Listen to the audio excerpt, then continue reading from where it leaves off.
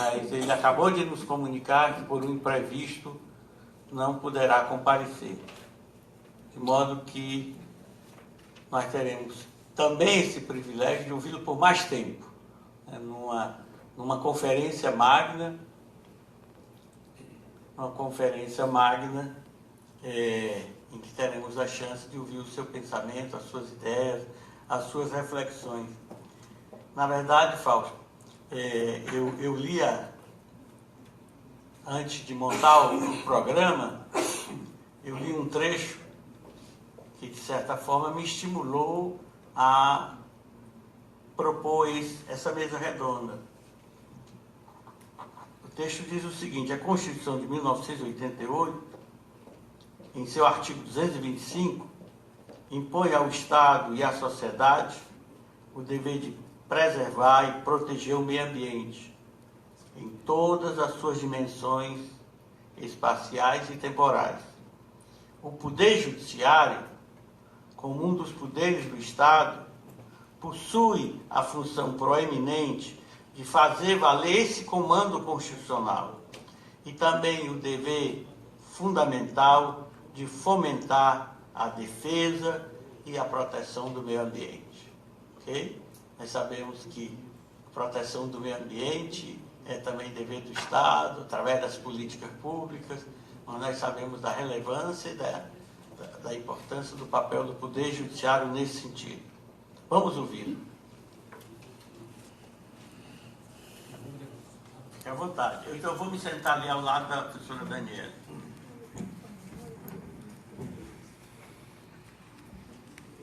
Boa noite. Boa noite.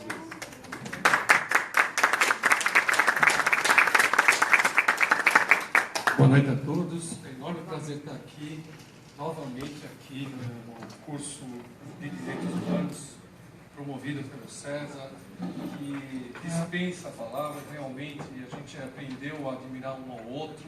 Foi uma ocasião, um evento, e isso criou, de fato, uma grande amizade, um grande respeito pelo que ele tenta realizar, pelo que realiza, de fato, não só no campo acadêmico, mas também no campo social, que o César ele tem uma atividade social aqui muito importante, talvez a mais, não sei, né? Uma das importantes, que ajudando e assistindo pessoas necessitadas. Então, eu não poderia jamais deixar de estar aqui, prestigiar o César com o meu comparecimento, o meu humilde comparecimento.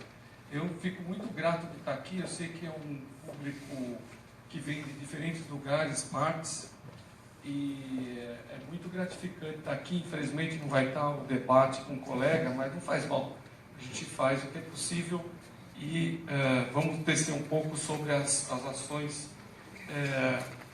que o Poder Judiciário tem tentado fazer no campo dos direitos humanos.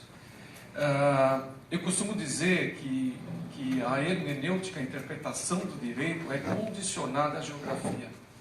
E cultura, ela vem da palavra cultus, que é cultuar o chão. Então não existe a possibilidade da interpretação do direito ser diversa do lugar onde essa interpretação é realizada. Então o Poder Judiciário, de alguma forma, ele é tocado pela cultura do lugar. Por vezes nós desejamos uma atitude do poder que talvez pessoalmente não tomaríamos as atitudes, mas isso é impossível, né? O poder reflete de fato, pelo menos, as ações e desejos das pessoas.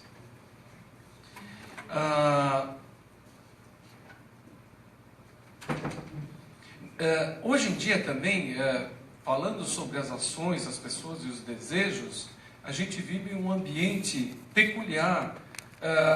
Não é só no Brasil, mas no Brasil esse ambiente tem aflorado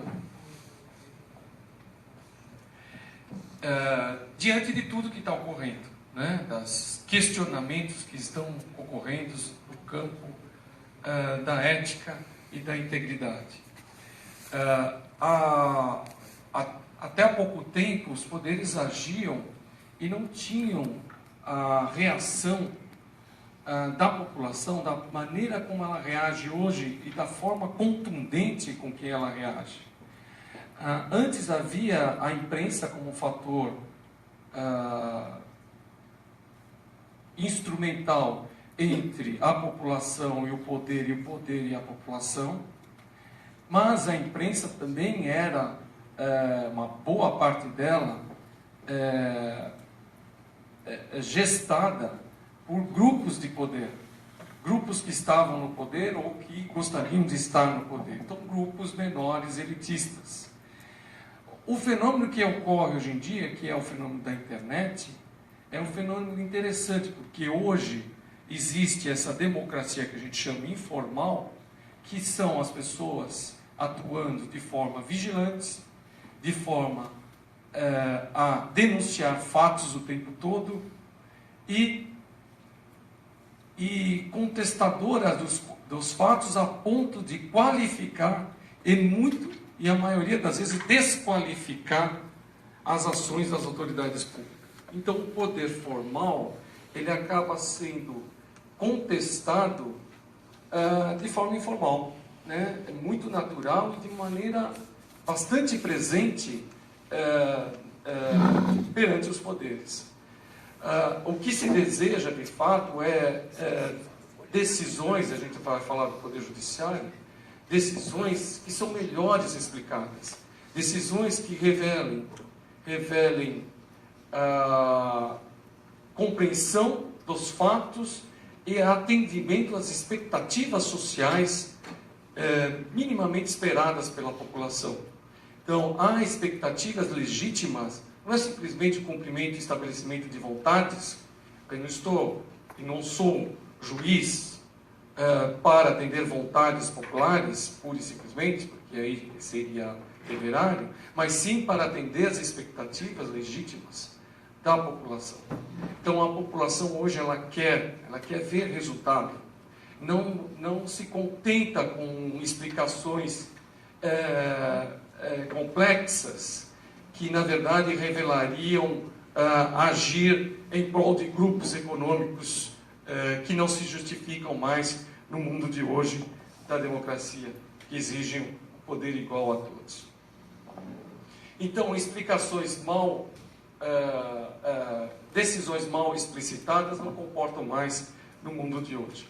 E aí, falando disso, a gente tem que falar que o Poder Judiciário ele atua com um instrumento maior que nós temos no país, que o César bem mencionou, que é a Constituição.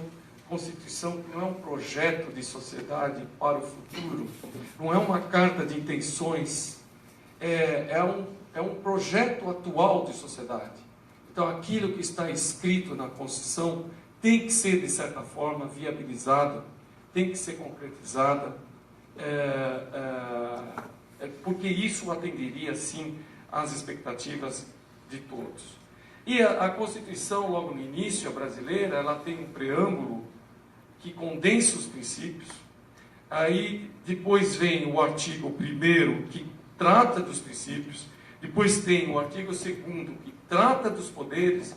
E o artigo 3º, que diz com os objetivos dos poderes.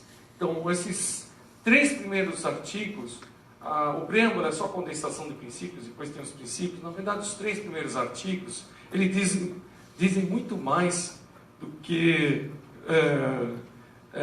toda a numerosa quantidade de dispositivos que tem na Constituição.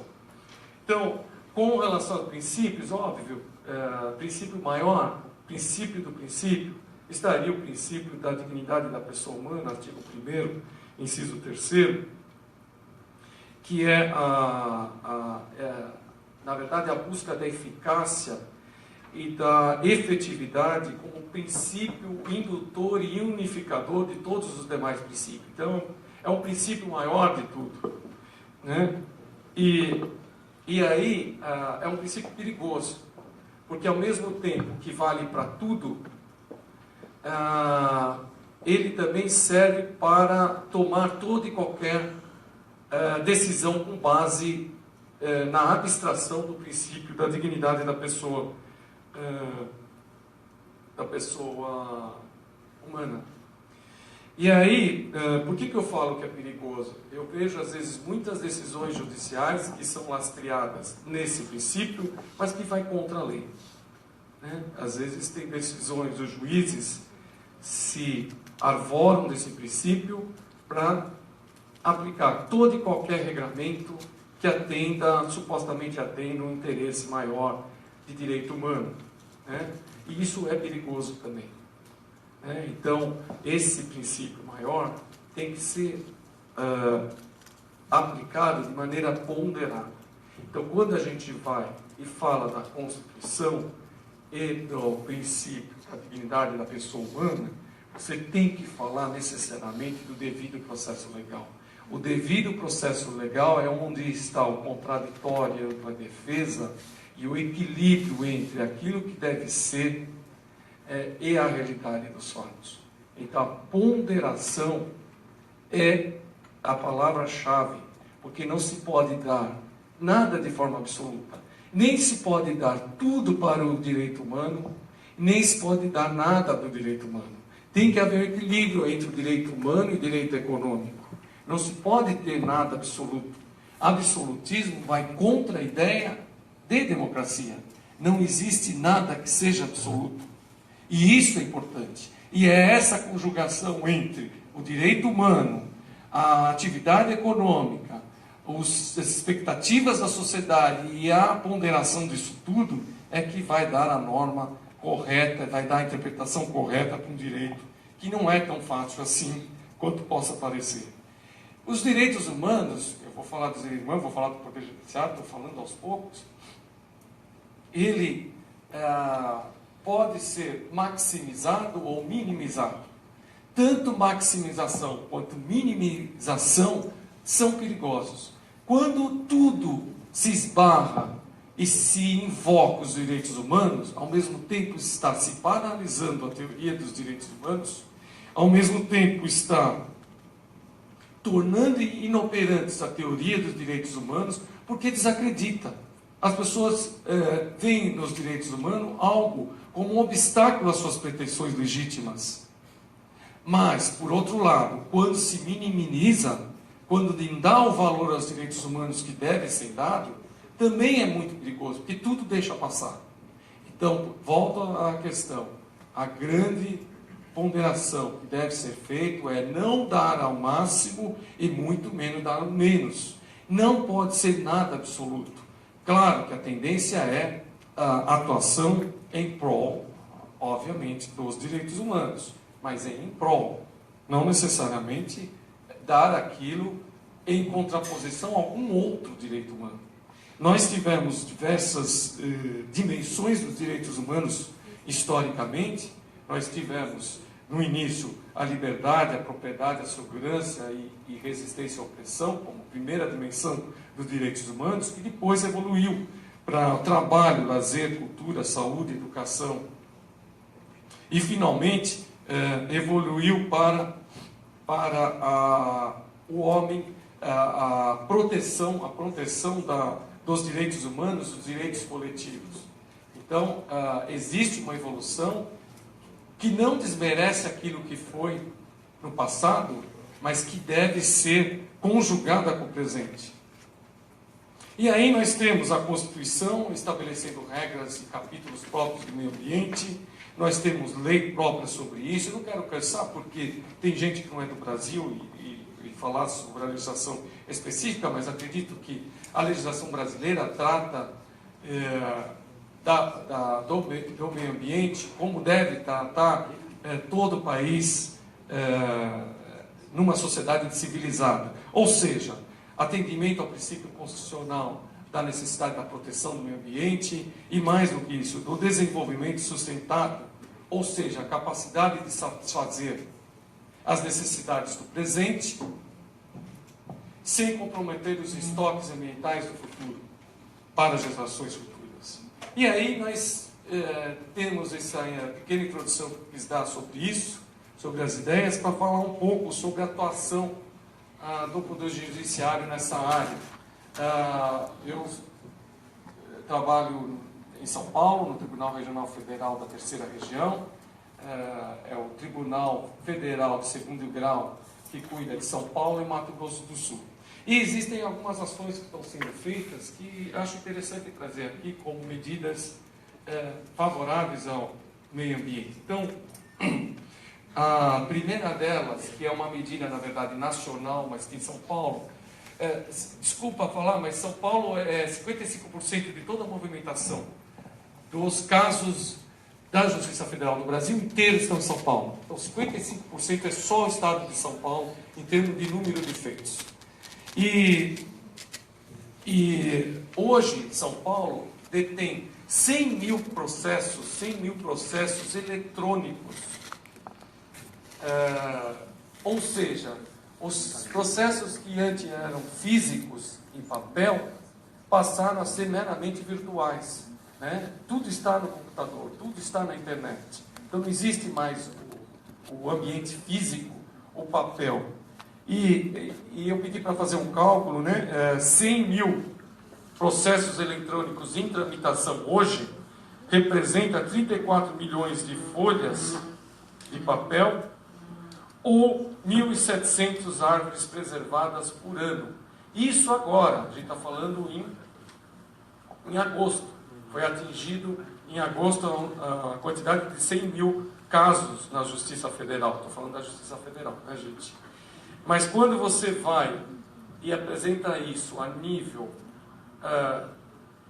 nacional, quando um dia o Brasil vai atingir a marca de 100% dos processos físicos virtuais, passando a ser virtuais, então a economia de papel vai saltar para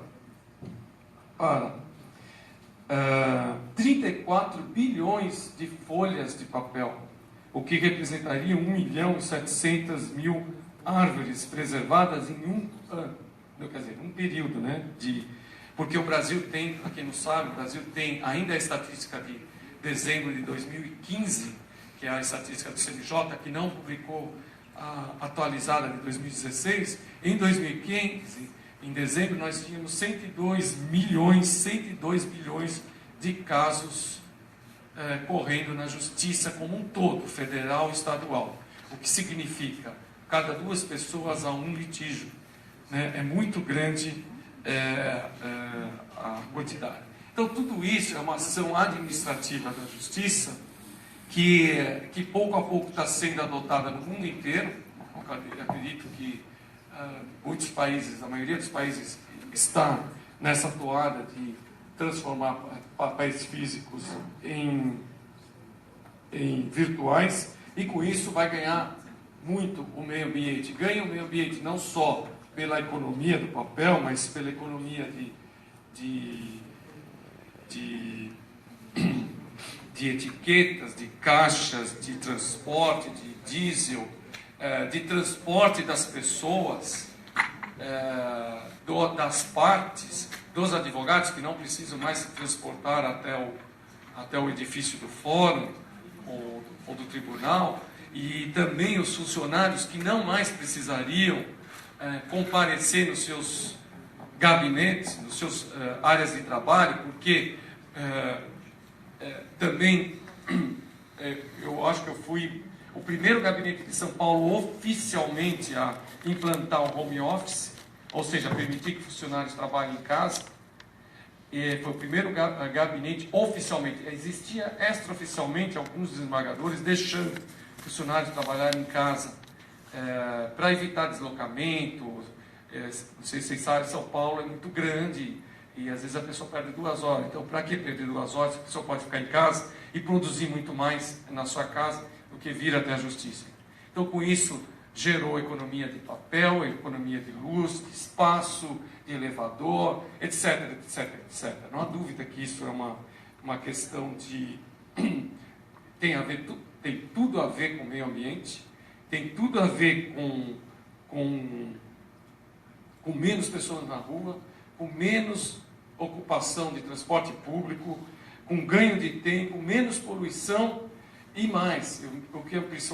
Eu acho que é o principal melhor confiança na justiça. Se a justiça funciona melhor, haverá uma confiança maior na justiça. Isso é a parte administrativa.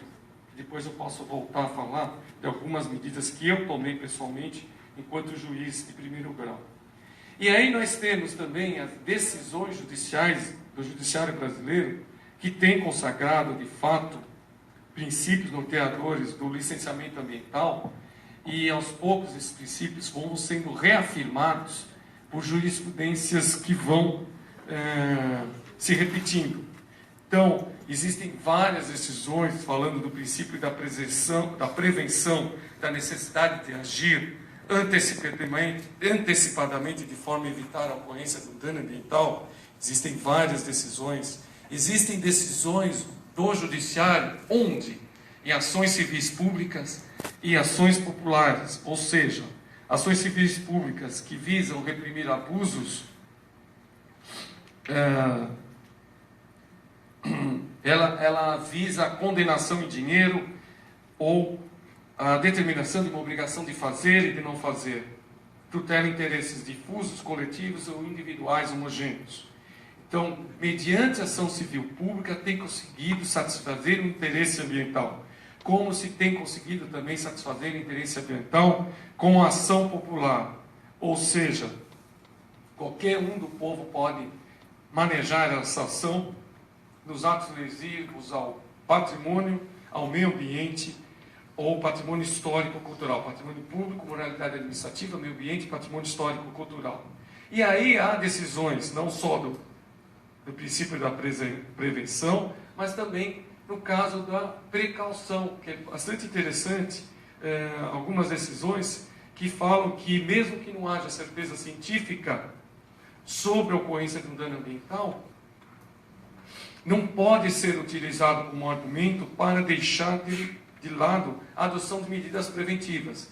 Então, várias medidas preventivas esperadas pelo Ministério Público ou alguém do povo que manejou a ação popular, foram de fato acatadas pelo Poder Judiciário com base nesse princípio, o princípio da precaução. Existem outras decisões que falam da importância do EIA-RIMA, do Estudo de Impacto Ambiental e Relatório de Impacto do Meio Ambiente.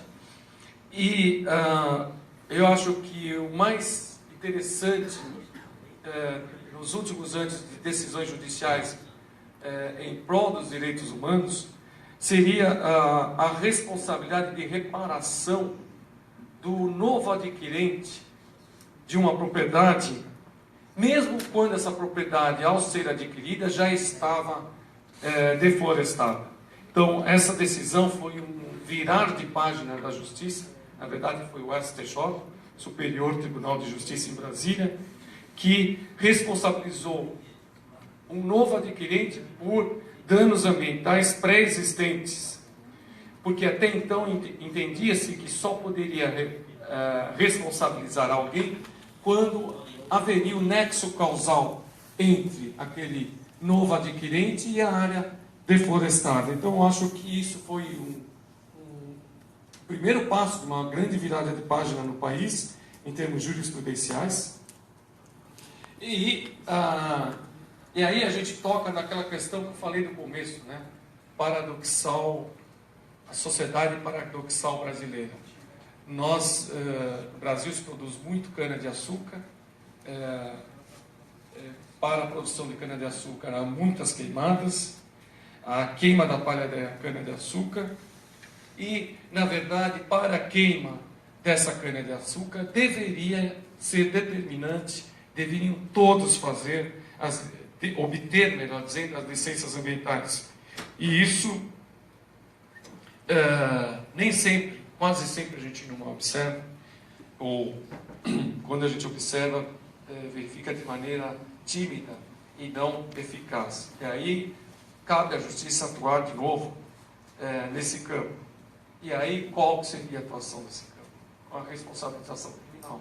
E aí a gente entra no campo do artigo 66 e 67 da Lei Ambiental, que fala, por exemplo,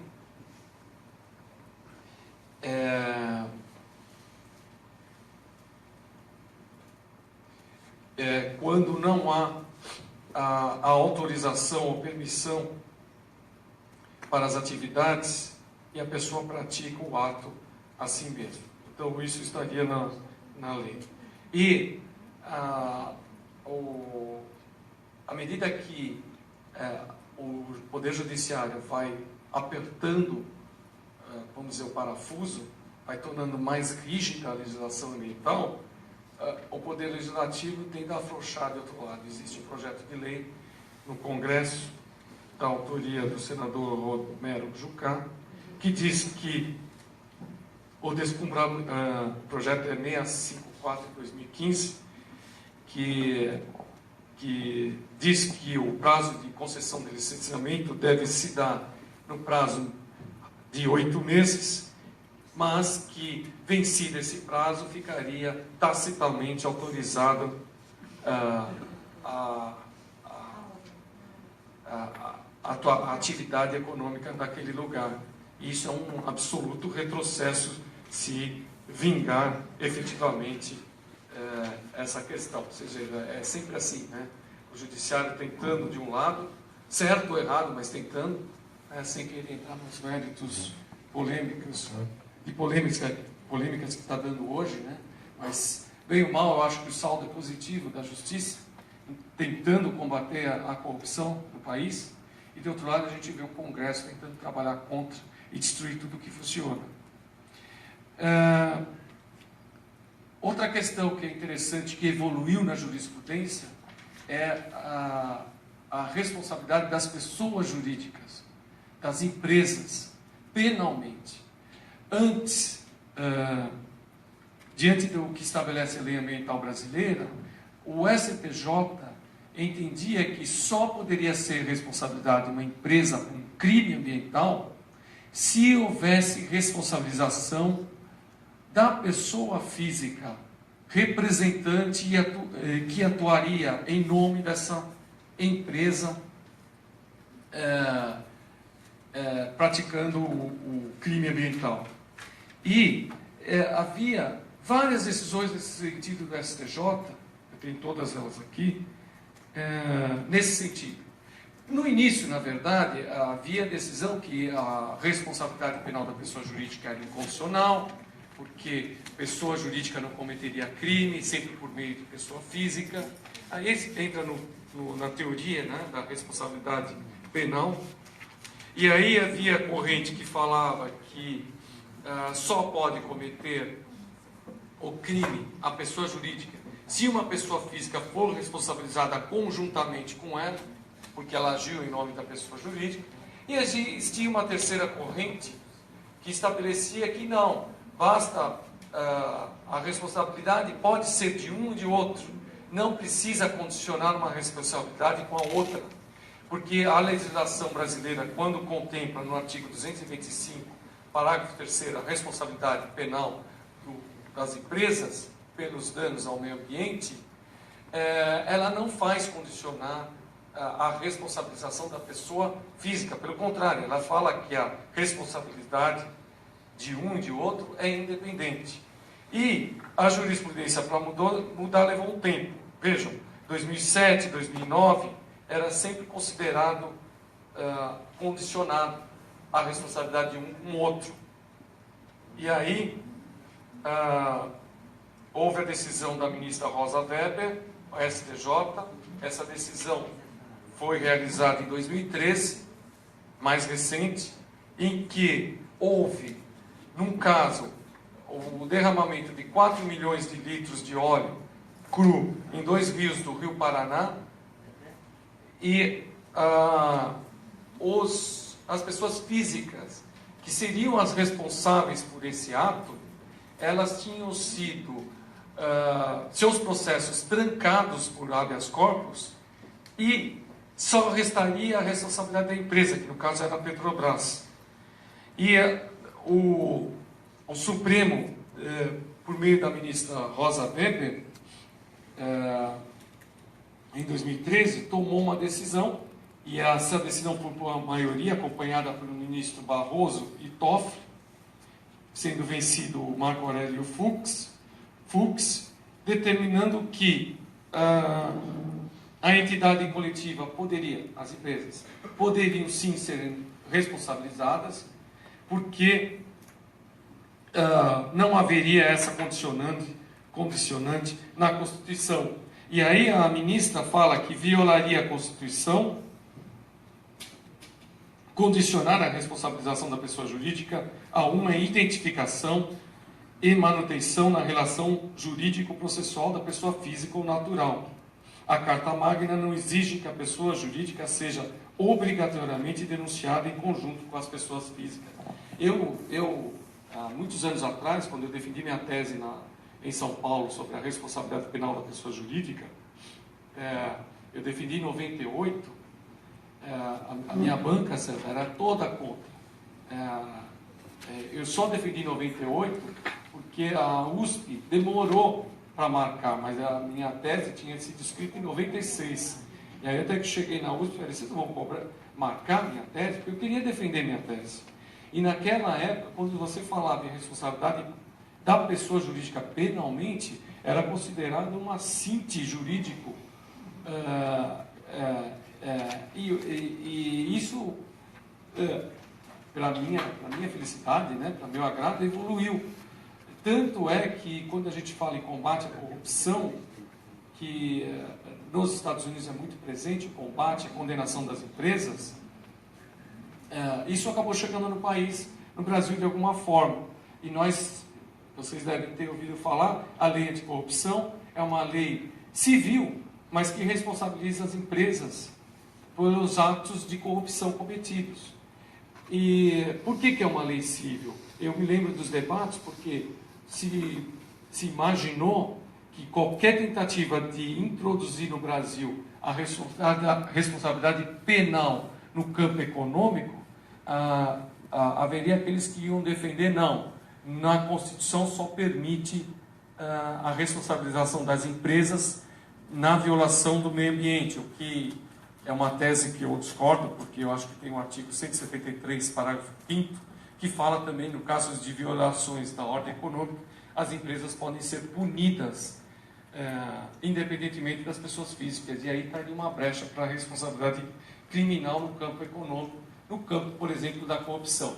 Mas quando foi realizado esse projeto, que é de 2010, a Lei Anticorrupção Brasileira, é de 2013, agosto de 2013, a Lei 12.683, teve-se a cautela de melhor contemplar uma responsabilidade civil, objetiva, solidária, do que estabelecer a criminal, temendo que isso fosse declarado inconstitucional pelas cortes brasileiras, o que não seria muito difícil de imaginar diante do histórico brasileiro com relação a isso.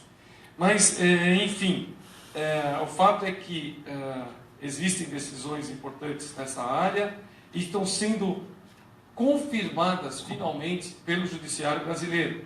E a partir de 2013, a responsabilidade criminal no campo do meio ambiente. Outra questão que eu achei interessante trazer aqui, que deve ser de conhecimento de vocês, que é a questão dos transgênicos, que houve muito debate no país no passado sobre a autorização de cultivar produtos geneticamente modificados. Houve um grande debate em 2005, 2003. Houve uma lei estadual que proibia esse tipo de mercadoria, né, de cultivo no Brasil, e o Supremo endossou a possibilidade,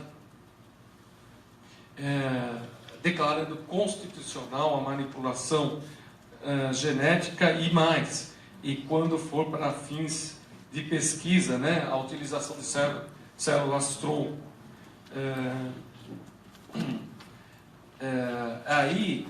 Aí é curioso que, em dúbio, o Supremo ele não decidiu em prol do meio ambiente.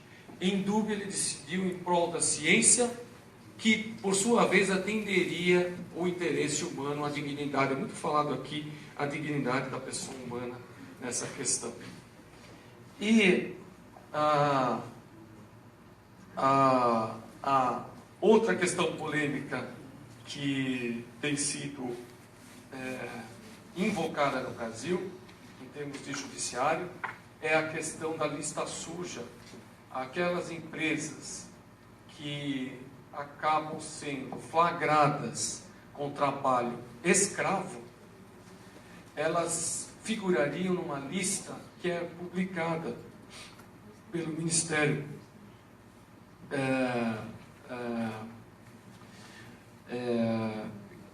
eu não me lembro se é Ministério da Ciência e Tecnologia ou Ministério do Trabalho, é Ministério do Trabalho. E aí houve muita discussão nisso, porque se falava em violação da inocência, e houve uma decisão do ministro Lewandowski, do Supremo, em 2014, uma liminar, em que ele proibiu a divulgação dessa lista. Essa lista foi objeto de uma ação direta de inconstitucionalidade, e em 2016 foi editada uma nova portaria a respeito disso, é a portaria número 4 de 2016, de maio, e aí a ministra Carmen Lúcia acabou revogando essa liminar que impedia essa divulgação. E neste ano, o ministro do TST, o presidente do TST, Tribunal Superior do Trabalho, ele suspendeu uma decisão do presidente, na verdade, perdão, o ministro do TST, Alberto Luiz Bresciani Pereira, ele suspendeu a decisão do presidente, que é o Ives Gana Filho, que impedia a divulgação da lista. E isso era uma decisão do mandado de segurança que estava no Tribunal Superior do Trabalho. Então, isso ocorreu agora, nesse ano, em março deste ano, e com isso voltou a lista suja a ser divulgada.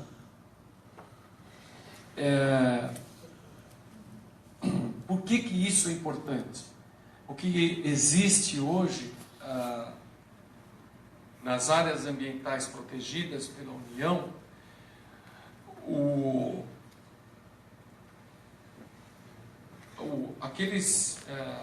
os responsáveis por ESMAD estão se falando de obras de trabalho escravo. Por quê? Porque a fiscalização com relação ao trabalho escravo não existe. O que existe é fiscalização ambiental, com relação se houve desmatamento ou não, mas com relação à utilização de trabalhadores atuando em trabalho semelhante ao trabalho escravo, que é o que a gente fala de escravidão moderna, para o desmatamento daquela área, essa fiscalização não existe. Então, é muito importante, eu acho que isso, a decisão da Justiça, de permitir pelo menos a lista suja, se bem que algumas empresas elas não estão nem aí pela sua própria reputação, né? Tudo pelo dinheiro. E aí é uma questão, um problema bastante presente, né? E tem a outra decisão que eu acho que é de todos sabida, né? Que é a questão da demarcação de terra indígena, que foi a questão da Raposa da Serra do Sol, e que foi totalmente abraçada aquele lugar como pertencente às comunidades do local indígenas por direito. Então, apenas para não deixar em branco essa questão. E aí, gente, isso seria um apanhado, mais ou menos, da questão da atuação do judiciário em prol dos direitos humanos. Mas, vocês sabem que quando eu fui pensar aqui nessa palestra, a primeira coisa que me veio, óbvio, foram as decisões que eu tomei. Algumas decisões. Só que eu discuti com algumas pessoas, falaram, mas isso não é meio ambiente. Mas para mim é. Eu não consigo desassociar, talvez tecnicamente, né? Você fala, é um direito humano ambiental, só de preservação de matas, do ar puro, etc. Talvez tecnicamente seria isso. Mas, por exemplo, eu vou dar um exemplo para vocês que eu fiz questão de decidir quando eu estava no primeiro grau e pretendo assim decidir agora no segundo grau. Então, quando eu determinei que toda apreensão de obras de arte pela Justiça tem que ser de acesso público, Eu estou mudando, viu, Sérgio? Estou falando agora das minhas decisões, estou saindo um pouco das decisões do Judiciário Supremo, STJ. Estou falando de algumas decisões que não é específico do meio ambiente, no sentido de preservação daquele ambiente, né? Mas, por exemplo, quando determinei, sempre determinei, tenho uma tese sobre isso, escrevi sobre isso, que obras de arte aprendidas pela justiça jamais pode ser vendida para satisfazer ninguém. Obras de arte têm que ser de acesso público. O Estado tem que permitir, com base nas convenções internacionais que tecem sobre a preservação do patrimônio para gerações futuras, Convenção da ONU, até na minha tese eu invoco isso, fiz constar que toda obra apreendida só pode ir para museus. Não importa o valor econômico, eu não quero saber de valor econômico. Eu proibia os laudos de mencionarem cifras econômicas, porque eu sabia que, mencionando cifras econômicas, valor, dinheiro, vão querer vender para ressarcir este, aquilo. Eu tive casos de instituições financeiras que alegavam prejuízo e as vítimas falaram, quero ser ressarcida dessa forma. E a minha tese, a tese que eu defendi, era que não poderia isso de forma alguma acontecer e que as obras de arte, se não forem para museus, deveriam ir para a praça pública. Se vocês forem para São Paulo, lá no cruzamento da Avenida Faria Lima com a Cidade Jardim, tem 2 obras públicas que eu determinei que fossem colocadas em praças, mesmo que ainda sejam, na época era uma guarda provisória da Justiça, justificando na necessidade do acesso às pessoas às obras de arte. As obras de arte estavam prejudicadas, destruídas, foi possível patrocínio para restauração, a Prefeitura autorizou a colocação em praça pública e elas estão até hoje lá. Como também tem outras obras de arte colocadas na entrada de uma entidade cultural, que também foi determinada por mim, e assim por diante. Várias medidas nesse sentido de preservação e do acesso à arte aos museus. Outra questão que foi tomada também, que causou bastante polêmica em São Paulo, imagina, São Paulo transferiu o fórum do centro para a região da Paulista, que hoje é centro, né? Na verdade, a Paulista virou centro. E não havia cela para os presos. Então, o que acontecia? Os presos que vinham para fazerem as audiências, que era um certo número, né? Um número razoável, era de 20 a 50, dependendo do dia, eles ficavam todos na garagem, todos algemados, e se precisasse ir ao banheiro, era um risco a segurança de todos, porque tinha que tirar as algemas, eles estavam todos ali soltos, num canto com os policiais olhando para eles. E o pior, quando acabava a força, que também podia acabar a força, e às vezes acontece isso, e ficava no escuro, sem ter nenhuma cela. Aí o que eu determinei? Não, o prédio tem 17 andares, e os 3 últimos andares eram do tribunal, pertencia ao tribunal, que estavam desocupados. Na garagem não havia cela, como eu falei, e existia pessoas ocupando e trabalhando no almoxarifado, em atividades da primeira instância, porque não cabia nos andares. Eu assumi a coordenadoria do fórum, e tomei uma decisão. Determinei que a cela fosse construída e fosse dispensada a licitação diante da urgência. Determinei que aqueles que estavam trabalhando no subsolo imediatamente fossem transferidos para os andares do tribunal. E determinei, obviamente, que fosse pega a chave desses andares, imagina, um juiz de primeiro grau dando ordem para o juiz de segundo grau. Porque não seria possível continuar ali. Bom, o que aconteceu? Tive o maior problema, pessoal. Houve uma comissão do tribunal que veio conversar comigo, falando para eu voltar atrás da decisão, e aí eu, imediatamente, eu não aceitei, não acatei, falei, a minha decisão está tomada, quem quiser que recorra. E aí eles tomaram, de fato, a chave de mim, eu tive que devolver a chave, Houve a transferência de fato dos funcionários por andar, porque ninguém teve coragem de pôr de volta. E as celas demoraram para ser construídas e acabaram sendo construídas. Fui muito criticado, falando, tomou uma atitude destemperada. Mas aí, na época, eu justifiquei falando, o que se quer? Que eu vou para a imprensa para falar que aqui não tem segurança, que qualquer... Vocês sabem que tem o crime organizado, né? O crime organizado, lá em São Paulo conhecido, né? Todos conhecem, hoje infelizmente se alastrou para o Brasil inteiro, o PCC, e vinha réus do PCC ali, ficavam algemados na garagem solto. Algemados, mas é um risco para todos. E os policiais falavam, um risco muito sério aqui de resgate, do jeito que está sendo colocada a coisa. A gente não pode se enganar. O fato é esse, né? E também não era bom para os próprios presos, né? Ficar algemados, não pode ir direito. Hoje existe cela lá. Graças a essa decisão, no final, existe cela, existe banheiro para os presos, a cela tem banheiro, ficou digno. Então, aí não seria direito ambiental, mas de certa forma sim, porque diz com o bem-estar de todos, né? Outra decisão que eu acho que também, talvez seria o caso de mencionar, é a questão que está muito hoje em voga de se mencionar, a questão da delação premiada. A lei, ela é de 2013, a lei do crime organizado, estabeleceu que o delator tem que ficar separado dos demais, do delatado. Agora, no Brasil virou moda delatar, todo mundo delata, virou uma festa, todos os réus delatam, que uma jabuticaba brasileira, porque não existe isso no exterior, delator é um grupo, é um que delata os demais. Aqui todo mundo delata, todo mundo tem pena branda e tudo mais. Quando não, ficava passeando em Nova York.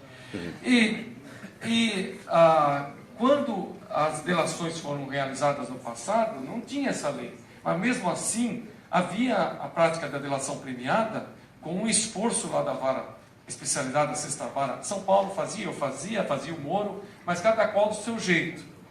E eu determinei que fosse separado o delator do delatado, porque naquela época se corria muito risco. Corre risco mesmo até hoje, não nesse campo aí da imoralidade com o trato público que a gente está vendo no caso de corrupção política e econômica brasileira, né, porque ninguém está nem aí, não há arrependimento, não há culpa, não há vergonha, não há nada, né? A delação é mero mecanismo de diminuição de pena, sem nenhuma consequência à pessoa que faz a delação, né? Naquela época havia risco sério e eu tinha determinado a separação de um delator com os delatados, porque ele, de fato, o advogado assim falou, ele corre sério risco, e a juíza na época que cuidava da parte dos presídios, da custódia da Polícia Federal e dos presídios, ela informou a mim que tinha separado o grupo, né? E a informação chegou até mim, eu fui querer confirmar, liguei para o presídio quando eles estavam todos na mesma cela. E aí eu fui falar com a juíza falou, quem tem que prover a vida da pessoa é o diretor do presídio, não sou eu. E aí eu fiquei indignado com isso, falei, como? A gente não pode negar a realidade dos fatos. Se a gente tem que preservar a vida de quem não colabora com a justiça, quanto mais de quem colabora com a justiça, para a verdade, para a busca da verdade, para que aquele crime seja desvendado o mais rápido possível, o réu tenha a sua consequência e, por sua vez, o Estado também dê a resposta desejada pela população, que é a lei penal. E aí houve mandado, teve que entrar o Ministério Público, Mandado de Segurança e o Tribunal de uma liminar determinando a separação. Existem outras questões assim de invasão de propriedade e tal, eu não sei, eu quis falar alguma coisa mais pessoal, que diria de certa forma a respeito, tocaria alguma coisa com a questão dos direito humano no sentido mais amplo do que só aquela questão do ambiental. É isso, César. Eu fico à disposição de vocês, se vocês quiserem tirar alguma dúvida, acho que seria mais um panorama da questão do judiciário em prol dos direitos humanos. Muito obrigado.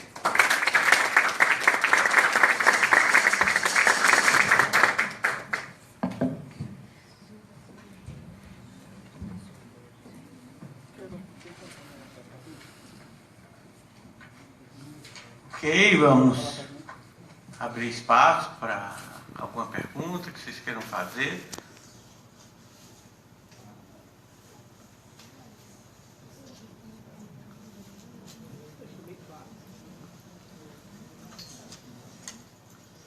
Algum comentário? Alguma observação? Vamos ver até aqui.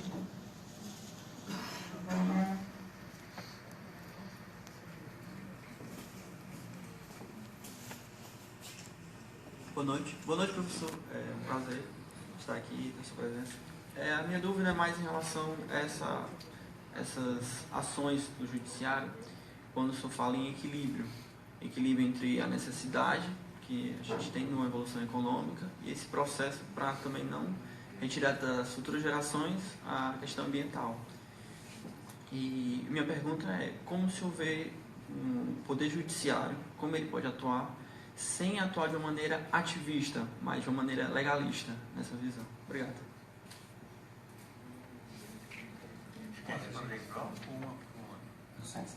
Não, fica à vontade. Uma por uma ele prefere, ok? Depois é você.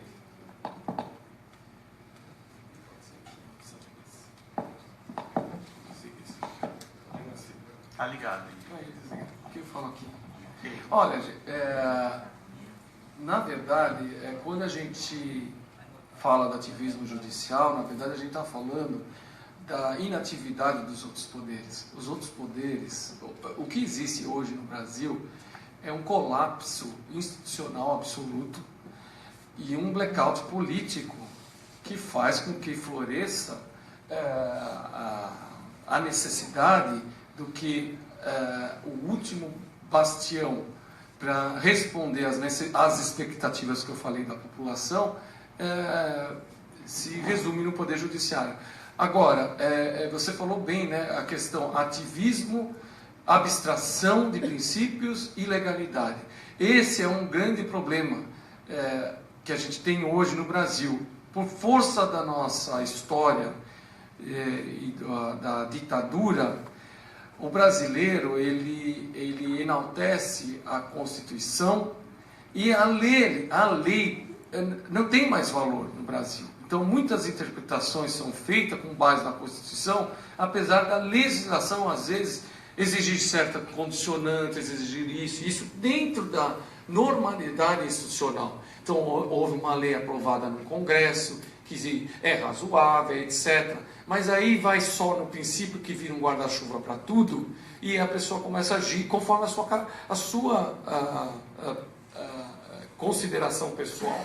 Esse que eu acho que é o grande risco hoje. Eu acho que nós estamos num pêndulo em que pode tudo o judiciário, e o judiciário tem que voltar e ser um pouco mais razoável para não ir só na abstração e fazer essa ponderação que eu falo. A lei tem que ter certo peso. Você que vive dando palestra no exterior, muitas vezes os juízes estrangeiros não entendem como que o brasileiro, o juiz... Por exemplo, vamos ver aqui, esse caso mesmo da delação que está sendo contestado. A lei que fala sobre a delação, ela põe certos limites à delação. Esses limites não estão sendo respeitados. E aí, como é que fica? Pode tudo? Não vai ter nenhum limite nunca. Tem que ter certos limites. O poder não pode ser absoluto, como eu falei, né? Boa noite. São duas perguntas. A primeira é como o senhor vê que a conciliação poderia ajudar na resolução de conflitos ambientais, ou tanto conciliação como métodos alternativos e extrajudiciais. E a segunda pergunta é se o judiciário teria condições de barrar alguns processos de desregulamentação ambiental que estão vindo do legislativo, por serem muitas vezes inconstitucionais.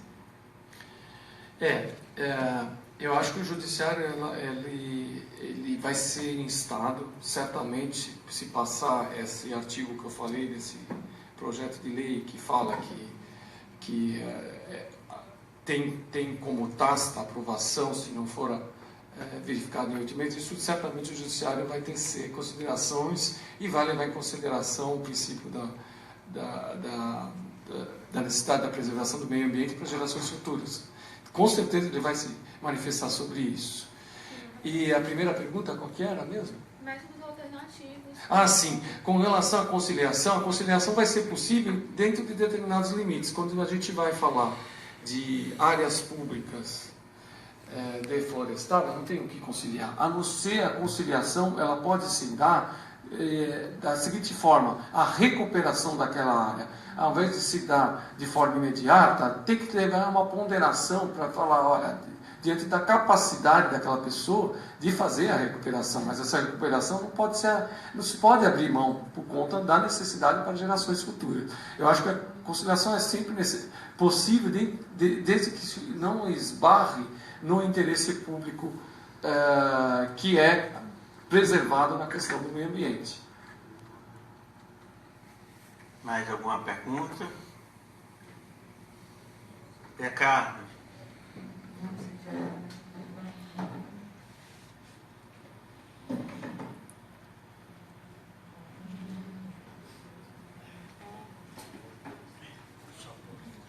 Aqui já dá. Aqui já dá. Primeiramente, a satisfação, doutor Fausto, mais uma vez aqui, né? Exemplo aí para o judiciário, pessoa séria. Eu queria perguntar para o senhor sobre a questão que muitas vezes se depara com a questão do interesse individual versus o interesse coletivo, né? Dentro dessa questão da disputa entre o direito de propriedade como sendo algo sagrado, absoluto, e o direito à preservação do ambiente, tendo em vista o interesse da coletividade, né? Como é que o senhor vê essa questão aí?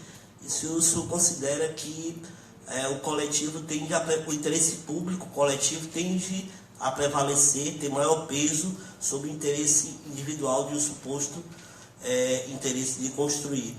E além disso, complementando aquela colocação que a Beatriz fez, sobre a ação do judiciário em relação ao impedimento de medidas legislativas que venham a flexibilizar normas protetivas em relação ao meio ambiente, né? Tem um princípio que se chama princípio da vedação do retrocesso, né?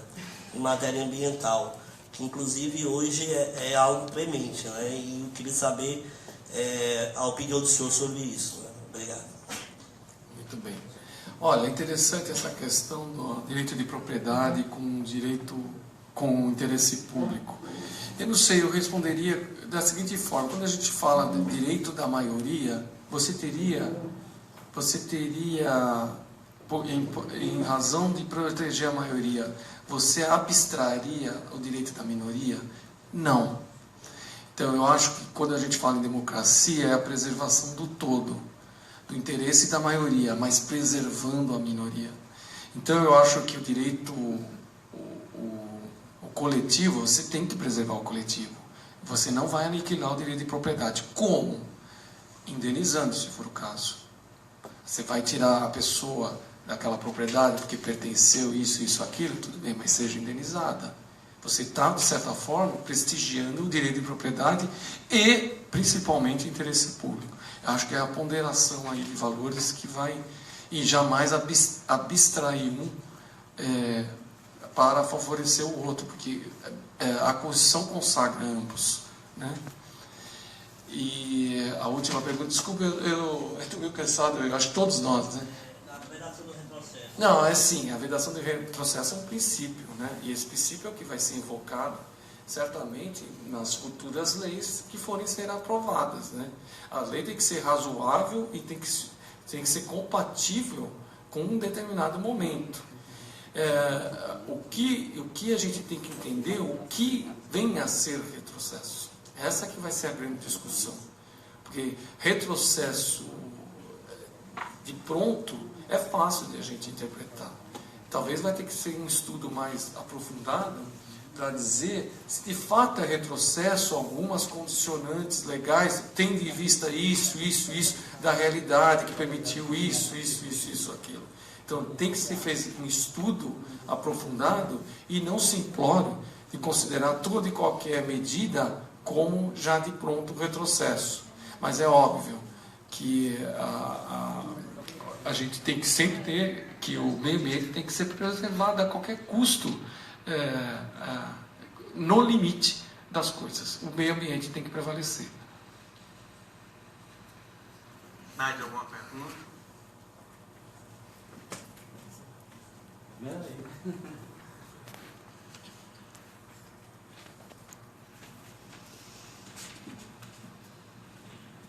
Boa noite. Eu me chamo Robson. Para mim tá um pouco confuso essa questão da delações premiadas, no caso do âmbito do Brasil, que está uma lei muito branda, certo? É uma lei até vamos dizer que o judiciário hoje no Brasil está passando a mão por cima de cabeça de bandidos que estão aí. Nós temos o irmão do Joesley, a questão do Joesley Batista, que fizeram a delação premiada e foram beneficiados em morar nos Estados Unidos. Quer dizer, eu acho que aí tá tendo uma lei que está assim, vamos dizer assim, vamos escancalhar o judiciário, vamos fazer uma lei que simplesmente vai beneficiar os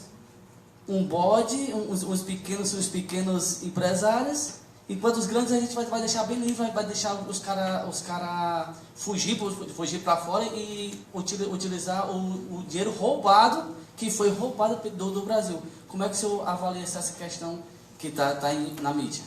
Olha, a delação premiada, gente, é um instrumento importante, porque quando a gente fala em corrupção impregnada, como tem falado muito hoje, sistêmica, que no exterior se fala collusive corruption, você não tem mecanismo de descobrir aquele crime se esse crime não vier de dentro para fora descoberto, alguém que chega e fala, porque rege a regra do silêncio na organização criminosa econômica. Todo mundo ganhando dinheiro, ninguém revela nada. Tanto é que isso só apareceu agora por força das delações. Porque um procedimento comum, ninguém tem as provas e ninguém tem a coragem de denunciar. Então, a delação premiada por si só, ela é válida. Agora, você falou bem, a delação tem que ser aplicada com ponderação. Quem aplica a pena, para mim, é o Poder Judiciário e não o Ministério Público. E no Brasil está se consagrando a punição pelo Ministério Público. O Ministério Público faz um acordo, fala, você não tem pena, eu te dou a imunidade, e tudo bem, a pessoa roubou um país, né? Eu estou falando desse caso, são vários casos assim.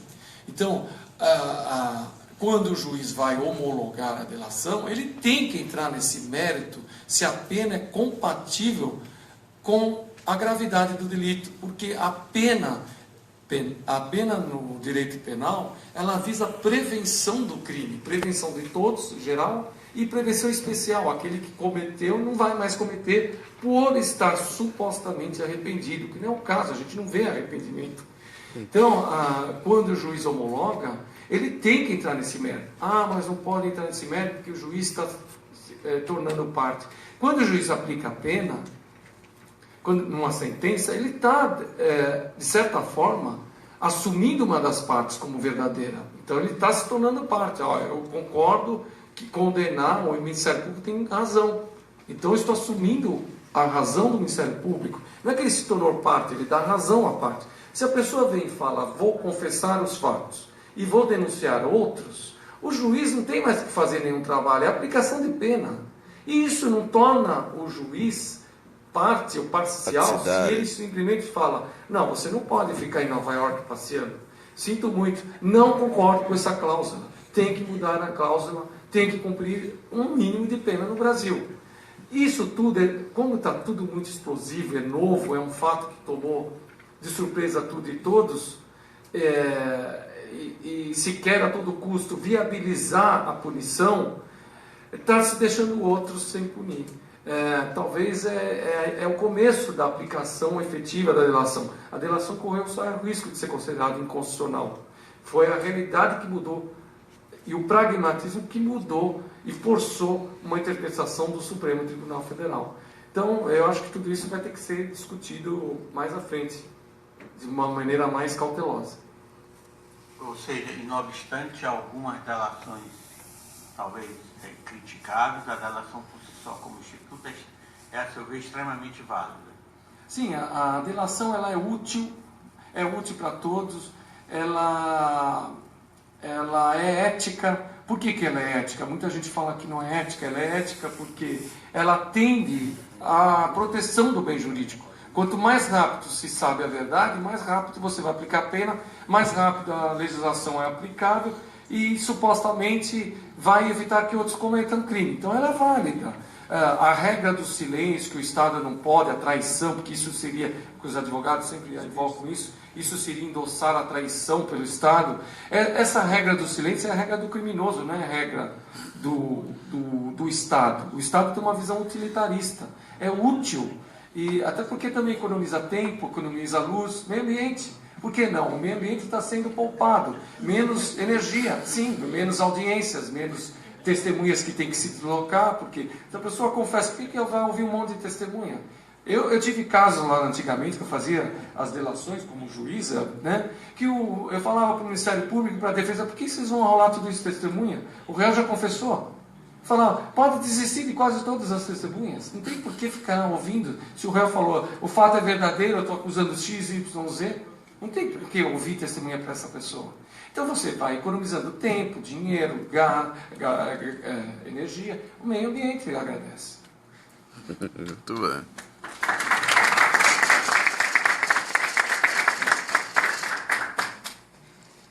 Seria possível também, portanto, afirmar que não se pode criticar uma boa teoria por uma má prática?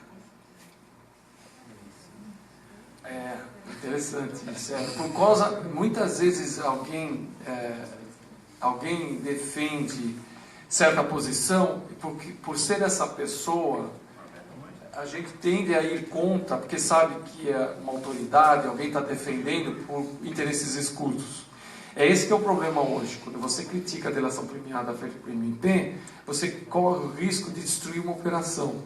Então, por isso que é temerário e causa uma certa temor de defender certos princípios da delação premiada, porque o Brasil vive esse momento único, né, de empoderação.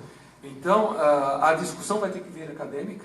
Que bom que a gente esteja aqui num ambiente acadêmico e que a má prática não pode destruir o instituto.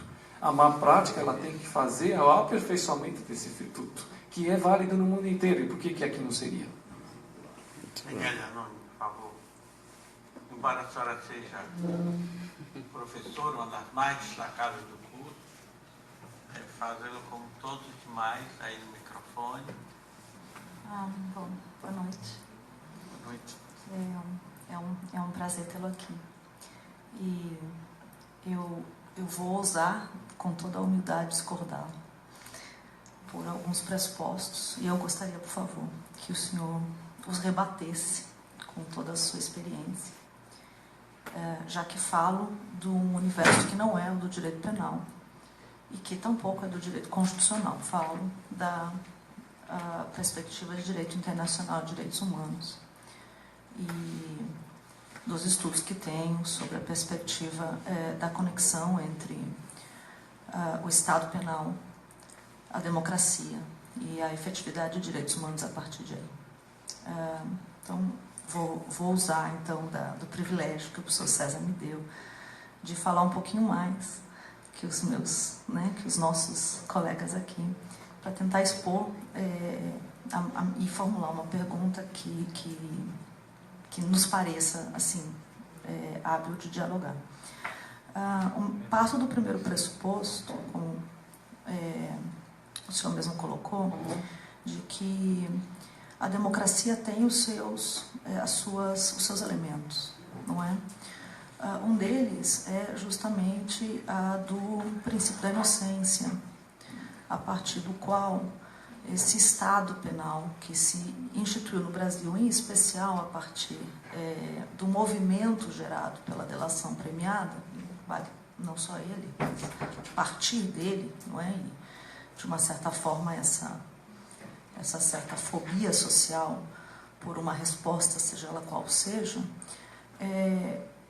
passou a atropelar e a gente vê isso, inclusive, em alguns posicionamentos, e de alguma maneira eu tenho acompanhado algumas coisas de casa, né, ou da janela de casa, porque eu moro em Curitiba, e o magistrado Sérgio Moro é meu colega, como professor da Universidade Federal do Paraná, e esse é um debate que é um debate de casa, literalmente, um debate na rua, e entre polos favoráveis ou opostos, tem gerado, em primeira questão, uma decisão que partiu do Paraná, que é a de rever o duplo grau de jurisdição no que diz respeito ao princípio da inocência e à prisão do acusado, em especial nos crimes de corrupção. Então, esse é o meu primeiro delineamento.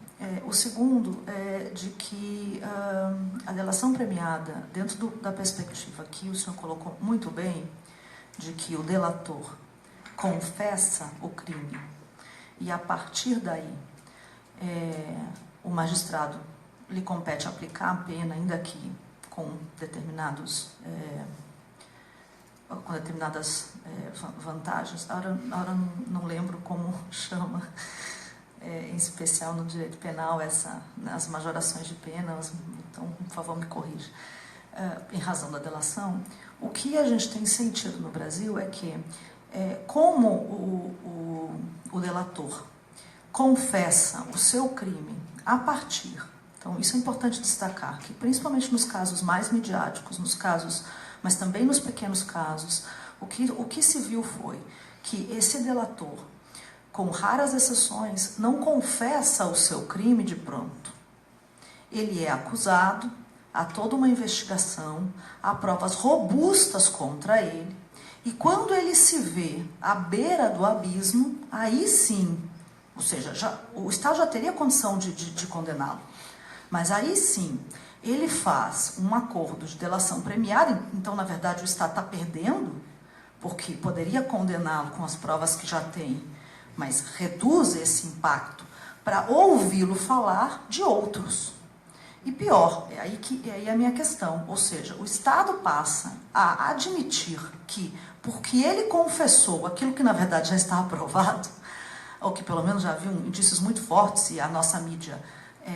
de uma certa forma, fez um trabalho muito interessante em divulgar matérias que deveriam estar em sigilo, ou que deveriam estar, e a gente pode, inclusive, discutir isso, mas assim, ou seja, já haviam indícios, já indiciam provas cabais sobre a culpabilidade daquele delator, mas aí ele faz um acordo para a delação, e a partir daí, como ele confessa aquilo que já foi provado, tudo aquilo que ele diz do outro passa a ser considerado como a mais plena verdade. E esse, na verdade, é o grande ponto de interrogação e é a grande crítica que eu faço, no qual eu vou discordar do próprio Instituto no que diz respeito à delação premiada. Ou seja, a delação premiada, o pouco que eu conheço no exterior, é um acordo, nos Estados Unidos, inclusive, é um acordo privado, no que diz respeito ao delator e à sua pena, que bem. Mas não que, a partir do momento em que eu confesso que sou Daniele Anoni, nascida no Paraná, que tudo aquilo que eu passar de ser de Maria, Pedro e João é a mais pura verdade. Sem qualquer outro, ou pelo menos sem um arcabouço probatório, dentro dos rigores e dentro de toda a teoria que se espera do direito penal, já que estamos falando, né, de um rigor que vai contra a liberdade do indivíduo e é o nosso instrumento máximo de proteção de tutela em direitos humanos, e a partir daí se constrói todo um processo de alienação, incluso dos próprios institutos como eu disse, direito à liberdade a partir do princípio da inocência, de uma demonização do próprio Instituto da Delação Premiada, porque ela passa a se confundir, na verdade, como um instrumento político, quando me pareceu, pelo que o senhor falou e pelo que eu tenho lido, que não era este o propósito, e ainda um ativismo judicial disfarçado, ou melhor dizendo, manipulado por grupos, seja de um lado, seja de outro, econômicos, políticos, no sentido de aplicar o próprio direito penal, que tem os seus limites, de modos completamente díspares entre uma região e outra, entre um grupo e outro, entre uma pessoa e outra. E isso gerou, pelo menos é o que eu percebo pela perspectiva do sul do Brasil, uma divisão racial no Brasil, eu digo racial a partir do racismo ideológico e inclusive acadêmico, em que estamos tendo dificuldade, inclusive, de dialogar sobre isso dentro do nosso próprio grupo, porque os próprios pressupostos básicos, e volto a eles, para que serve o direito penal? O direito penal é a resposta, né? Não digo nem se é a melhor, porque eu já respondo que para mim não é, mas assim, é a resposta que o Estado tem que dar dentro dessas situações, majorar, inflacionar o direito penal, agrega valor ao Estado democrático. A delação premiada, da maneira como ela tem sido instituída no Brasil, ela contribui. E a partir daí eu repito a mesma pergunta que o professor César fez, só que, claro, de uma maneira mais provocativa. Os fins justificam os meios? Eu agradeço imensamente a oportunidade. Obrigada.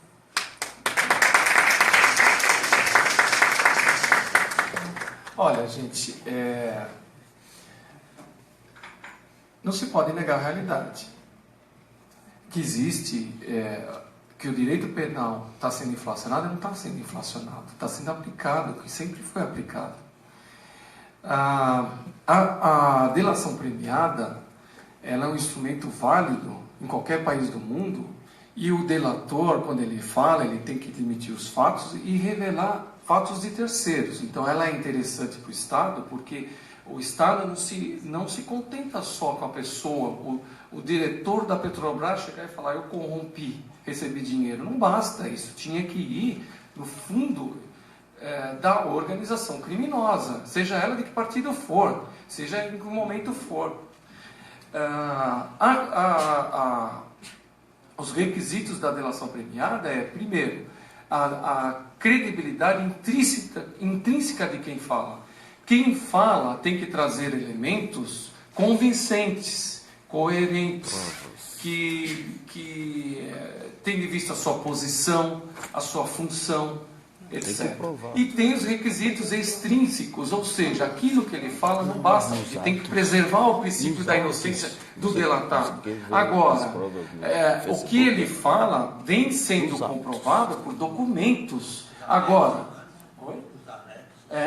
vem por uma série documental, não existe prova direta na corrupção, nunca. Sempre a prova é indireta e é por indício. E sempre foi assim. Só agora que está sendo colocado em xeque o que o direito penal sempre fez. O conjunto de indícios dá certeza judicial, sim.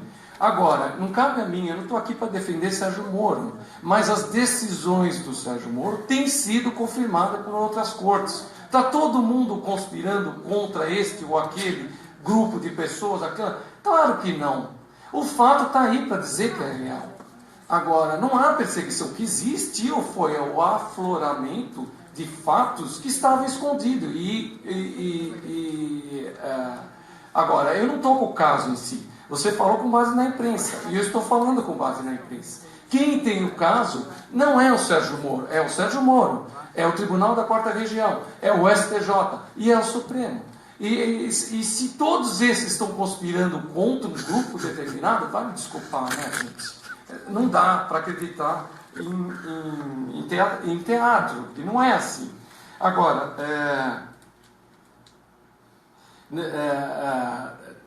está errado essa. É claro que não é os fins justificam os meios. Os meios que estão sendo adotados são os meios legítimos, previstos pela legislação. Como eu falei há pouco, várias delações premiadas passaram por mim. E sempre eu tive essa preocupação. Quem é delatado tem que ser preservado, tem que vir prova documental que respalde aquilo, porque o judiciário pode ser orquestrado por quem delata. O judiciário não é bobo, o juiz não é bobo. Sabe que aquele que está, às vezes, invocando, aconteceu muito isso na máfia. A máfia italiana, para resolver questões internas, delatavam pessoas para serem excluídos. E na Itália, no início, na Operação Mãos Limpas, bastava a pessoa alegar que já era fato como provado. Não é assim no Brasil. Os fatos estão sendo confirmados, segundo o que afirmam próprias autoridades judiciais. Não sou eu que estou falando, nem o Sérgio Moro. O Sérgio Moro tem tido suas... O Sérgio Moro condenou 158 pessoas até hoje. Quase todos, vários processos já transitaram em julgado. Transitou em julgado, e aí não é condenado? Não é considerado culpado? Existem trânsitos julgados, vários de Curitiba. E aí é o quê?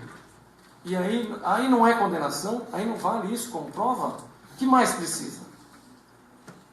Posso falar isso?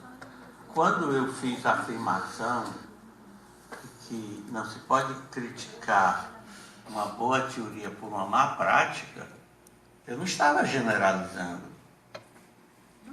Eu estava falando de um caso específico, o caso dos irmãos.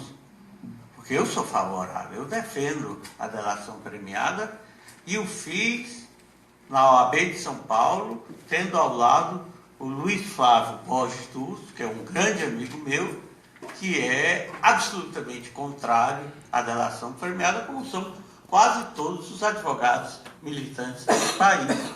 E eu entendo que a delação premiada tem feito, você pode ter críticas em relação a ela, em relação ao fato, por exemplo, que se alega que a delação tem que ser voluntária e que as pessoas ficam na prisão um bom tempo, ficando a que elas façam a delação, e os fatos mostram que não é bem assim, né? Eu entendo que, acho que todo mundo aqui nessa sala deve entender, que os fatos que estão emergindo nesse país e que estão resultando nessas condenações por parte do Sérgio Moro, né, eles têm feito aflorar uma corrupção que nós desconhecíamos. Nós desconhecíamos, ela existia, ela era oculta e nós não desconhecíamos. Eu acrescentaria mais. Eu vejo com extraordinário respeito aqueles que participam da Operação Lava Jato, né, porque eles fizeram ver a dimensão. Todos nós tínhamos noção da corrupção nesse país, mas não tínhamos ideia da magnitude, da dimensão metastásica da corrupção em nosso país. Esse é um grande mérito, né? E o Fausto fez uma colocação extremamente válida na medida em que assinalou que quase todas as sentenças do juiz Sérgio Moro estão sendo confirmadas pelas instâncias superiores. Fique à vontade, nós estamos aqui no âmbito de... A gente está falando do Sérgio Moro, mas tem o Bretas, tem o Valisdene em Brasília, tem outros juízes que estão dando vazão a isso, e importante isso que você falou, o réu trabalha com o sistema. Eu estou com um caso lá, criminal, que até o funcionário veio me perguntar hoje, quando estava saindo para vir para cá, falou, poxa, mas a pessoa confessou porque viu que toda a prova era contra ele. Eu falei, ele trabalhou com o sistema. O sistema permite isso. O que vai fazer? É o sistema brasileiro. Hoje, o réu é ouvido por último, que eu sempre fui contra isso. Mas os direitos humanos, porque o direito do réu. Eu falei, mas por que o réu não pode ser como é ouvido? No exterior, o réu é ouvido em primeiro lugar, como era no Brasil. O réu chegava e falava, não fui eu. Ou então fui eu, mas aconteceu isso e isso. Aí vinha a prova, desmentia tudo que ele falava. Agora não, ele vê exatamente como está a prova e no final ele fala, não, vou confessar, já que a prova é contrária a mim. E ele trabalha com o sistema. Aí o juiz é obrigado a reduzir a pena. Não porque ele queira, porque confessou. Simplesmente, a lei fala, confessou, diminui a pena. O que vai fazer? Eu só queria agradecer. Foi esclarecedor, muito obrigada, aprendi bastante, como eu falei, não é a minha área. Queria apenas, acho que eu não fui muito clara, de novo, limitação da matéria.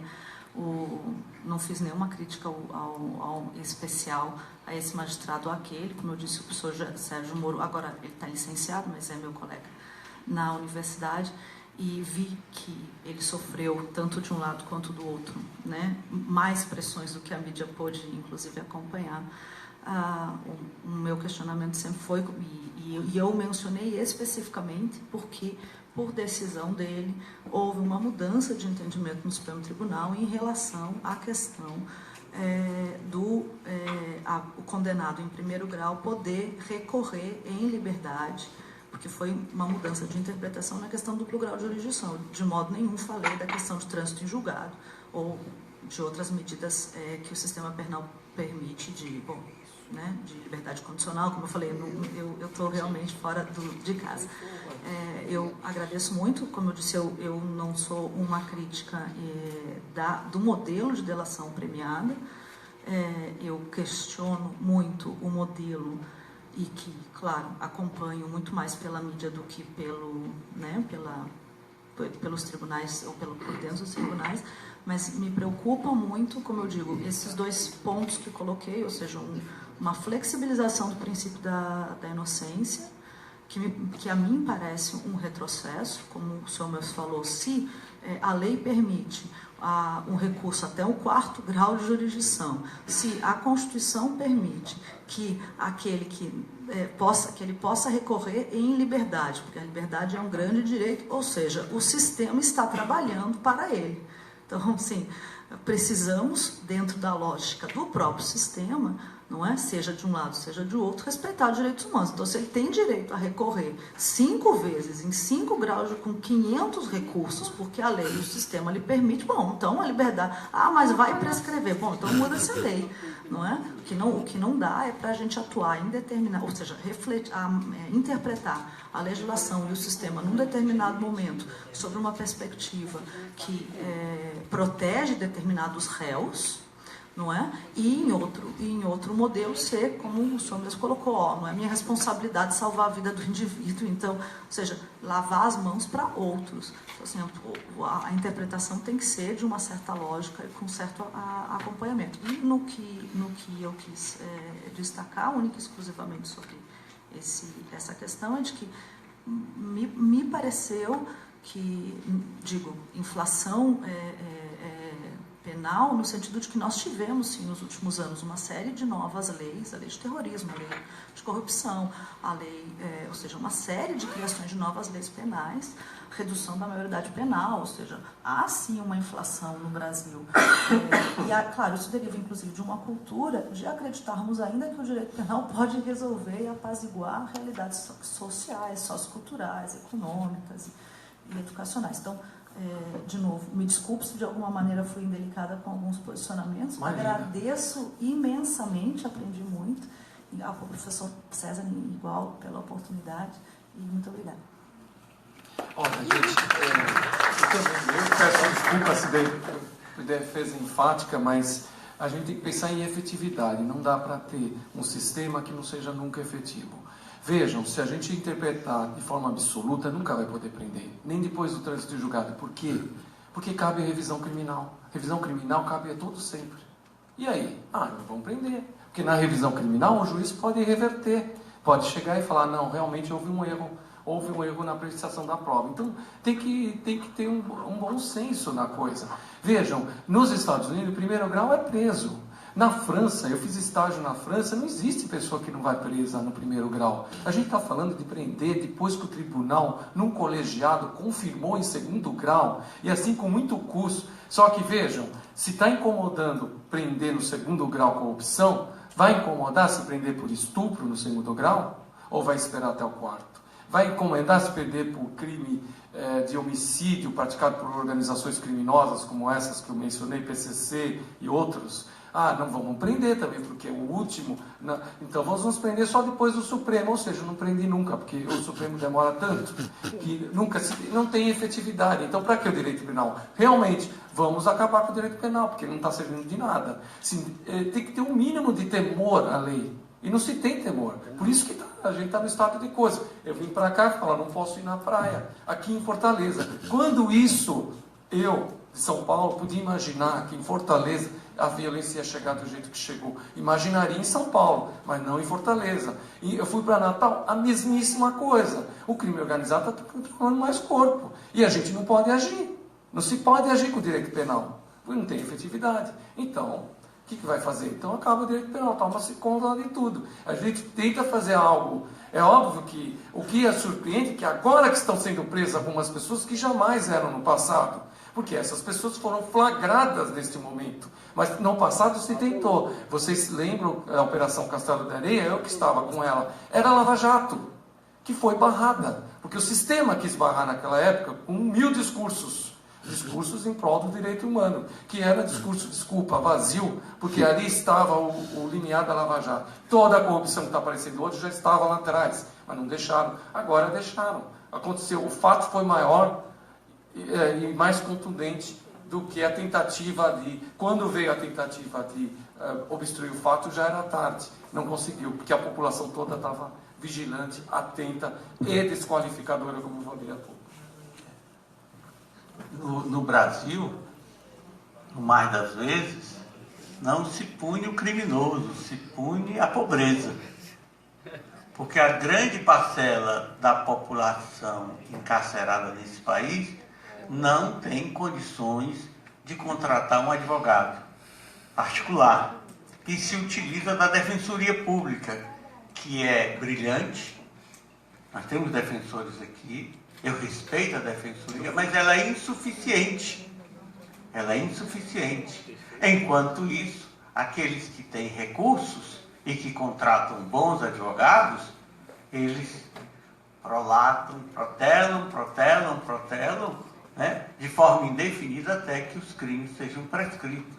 Será que nós devemos simplesmente, pelo apego à lei, entender que a presunção da inocência deva ser preservada de forma absoluta, a ponto de permitir que essas pessoas permaneçam na mais absoluta impunidade, porque têm condições de contratar bons advogados que lhe permitem escapar das garras da justiça? É uma questão que se coloca, Daniele, né? É uma questão muito delicada. O certo é que nós estamos avançando muito no combate à corrupção, no combate à violência, e o Fausto fez feliz ao afirmar, não se trata de Sérgio Moro, se trata, né, de uma pletora de juízes que em diferentes estados, no âmbito federal, estão fazendo a sua parte para tentar limpar esse país. É claro que nós estamos num país hoje, infelizmente, profundamente polarizado, e qualquer conceituação que se faça se estriba necessariamente nesta ou naquela posição política desse aquele que expõe as suas ideias, né? Eu não sei se a Daniele concorda comigo quando eu faço essa referência à questão da polarização, né? Da polarização. Agora, eu lhe pergunto a você, nós estamos aqui no meio acadêmico, o que é mais importante?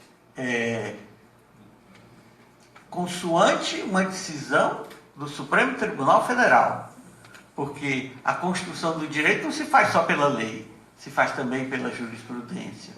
Consoante uma decisão do Supremo Tribunal Federal, permite que o condenado em segunda instância seja preso, né? Por entender-se que, se for diferente, essa decisão da punição poderia permanecer indefinida, né? Como é que se vê isso exatamente? Estamos provocando, né? Nós estamos provocando e está sendo muito bom. Não, a discussão foi provocada pela Daniele, né? Mas está aberta, obviamente, a todos. Eu prometo que vai ser a minha última participação. Já me cortaram a palavra, e até para eles participarem desse debate também. De novo, justifico o que falo, de onde me encontro. Sou professora de Direitos Humanos e dentro da perspectiva de Direito Internacional. Fui e continuo sendo orientada do professor Antônio Augusto Trindade, ou seja, a minha resposta só pode ser única. Para mim, Direitos Humanos é um marco absoluto. O princípio da humanidade na verdade, o grande princípio delineador de todas e qualquer outras ações. E ainda, para usar um vocabulário bem simples, prefiro que todos os bandidos do mundo estejam soltos, mas que nenhum inocente esteja preso. E não acredito que, em especial, ou seja, esse argumento de autoridade que nos é ensinado muito na academia, é o Supremo Tribunal Federal. Bom, o Supremo Tribunal Federal que nós temos hoje não é vergonhoso em muitos casos. e se tornou uma corte muito mais política que uma corte constitucional. E me desculpe de novo, falo, né, da perspectiva da onde me encontro, não me serve de argumento suficiente para invalidar um direito que para mim é um pilar dentro dos direitos humanos e dos direitos fundamentais, que é o princípio da igualdade, que é o princípio da inocência, que automaticamente, e da liberdade, que automaticamente vai afetar a vida, a integridade física, a saúde, ou seja, né, o senhor como expert na área de direito prisional sabe muito isso. Então, me parece, como eu digo, muito, muito complicado o argumento de que os tribunais poderiam eleger, diante da realidade dos fatos, por mais, né, ou seja, em situações críticas, usando o argumento, né, de que em tempos de crise se usa interpretações desviantes, não é? Ou seja, se combate a crise com a crise. Isso, para mim, são argumentos, assim, dentro da teoria básica de democracia, da teoria básica de direito constitucional, de liberdades fundamentais, são argumentos muito complicados, porque partimos do pressuposto de que quem julga, aquele que julga. Quais são os critérios e quem monitora os critérios daquele que julga. Então, se a regra e se o sistema é inoperante e ineficiente para o rico, ele também deve ser para o pobre. Então, a resposta à provocação que o professor me fez é que sim, não vou reclamar, e há muitos casos de estupradores e que já chegaram porque eles têm dinheiro, então, assim, né, quem vai para a cadeia é pobre, preto, né, ou seja, então assim, mas se o sistema permite para mim, ele deve permitir a todos. Se o problema está no sistema, então nós temos que trabalhar para mudar o sistema, mudar a legislação, mudar o nosso quadro político, ou seja, trabalhar com isso. Não posso, de verdade, concordar. E, claro, já me desculpo previamente, porque é uma questão de convencimento, venho da onde me encontro, mas não posso de maneira nenhuma concordar que o princípio da humanidade pode ser flexibilizado em prol de qualquer outro tipo de argumento. Eu agradeço. Alguém quer se manifestar, por favor? Acho que esse debate não deve ser circunscrito apenas a Daniela. Por favor, Arnaldo. Eu gosto muito dele. Então, aí. Só um breve comentário. Primeiramente, né, assim, sem puxar saquismo, mas pelo que eu acompanho, né, em alguma medida, na medida possível, o histórico do Dr. Fausto, que é um homem sério, né, do judiciário, talvez a Operação Castelo de Areia não tenha ido adiante porque ele não era um magistrado confiável do ponto de vista dos interesses de alguns, né? E aí eles juntaram forças suficientes para desmoronar, né, a operação. E aí porque o Dr. Fausto realmente ele aplicaria a lei para todos, né? E não obstante o fato do senhor ser colega do Dr. Sérgio Moro, né? Eu aproveito que não estou sendo filmado aqui. Está ao vivo no Facebook. Ainda bem que tem um coxinha aqui na... Sou sim. Não, é porque realmente podemos identificar claramente que a lei está sendo aplicada de forma rigorosa ao extremo para uns e flexível e branda, né, para outros, né? Eu poderia citar aqui um caso ou outro, mas, por exemplo, a esposa do Eduardo Cunha, enfim, são várias as nuances aí do processo e realmente, assim, é claro que não pode se dizer em absoluto que o foco da ação do judiciário é nesse sentido, mas aí tem a dobrada intencional ou não com a mídia, né? E a mídia joga luzes, né, fortes para uma plateia, para um determinado foco do seu interesse e, né, não deixa na penumbra, né, senão na escuridão, outros fatos também, né, que são tão graves quanto, né? Então, percebemos esses desequilíbrios e a polarização, ela, assim, com todo respeito, dá também, não é por acaso, né? A polarização existe em grande medida também porque se percebe a injustiça manifesta em alguns momentos. Né? Não apenas por isso. Só em complemento, só para concluir mesmo, eu queria dizer que eu tive pensando em alguma medida, eu penso que, eu não sei se o Dr. Fausto concorda, o Dr. César, que há alguns delitos aí, como por exemplo corrupção, deveriam ser imprescritíveis. Né? Porque essa ideia da prescrição, por exemplo, aí não teria problema de prever tantos recursos quanto fossem possíveis. Por quê? Porque se ela é imprescritível, em algum momento, né, a pessoa vai ser presa. Né? Então, para que prescrição em um crime de lesa humanidade? Né? Eu acho que a corrupção é um crime de lesa humanidade em grande medida. Pessoas morrem nos hospitais, né? Morrem de fome por causa da corrupção. Por que não considerar a corrupção imprescritível e daí não teria problema de... Então a pessoa comete atos numerosos de corrupção, sendo a corrupção imprescritível, ele contrata advogado e conduz a condenação para as calendas gregas enquanto ele se beneficia. Isso é o que se advoga? Não, alguns poucos, porque, professor César, só me permita, porque o senhor fez a provocação. Provocando aqui. Fez a provocação.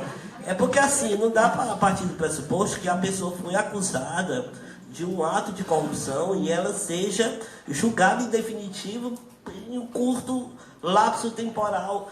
Muitas vezes não existem elementos suficientes para isso. Para que seja a corrupção julgada de forma taxativa, né, num determinado grau. Por isso existe a possibilidade da revisão, né, do recurso, da apelação.